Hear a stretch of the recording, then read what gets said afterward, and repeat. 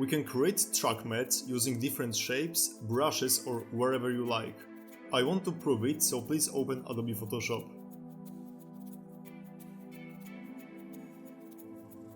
This time we want to change width parameter to 7680, just multiplied 1924 times, later I will show you why. We don't want to change height and click OK.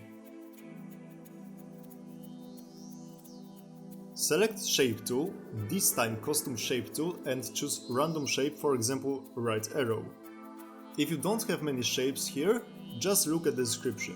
Set color to white and create simple shape and place it at the left side. Next, using Ctrl J shortcut, we want to duplicate this shape many times to cover the whole area. Make sure to use Shift and enable snapping option in Photoshop settings. You can use rulers as well.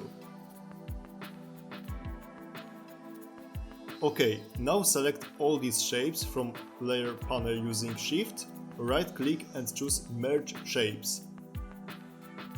Select Crop tool, shortcut is C, and set crop area to 1920 by 1080. Click Apply. Next, click on Create Video Timeline button.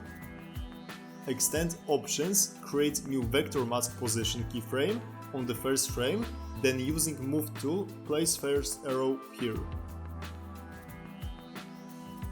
Next, go to 3 seconds on your timeline, create new keyframe and move all these shapes using Shift to right side.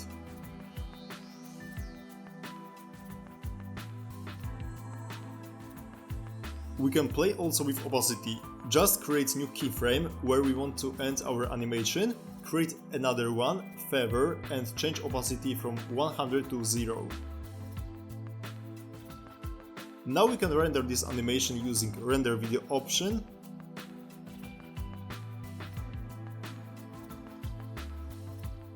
Rename to TrackMatte #1 and save in your course folder with other files.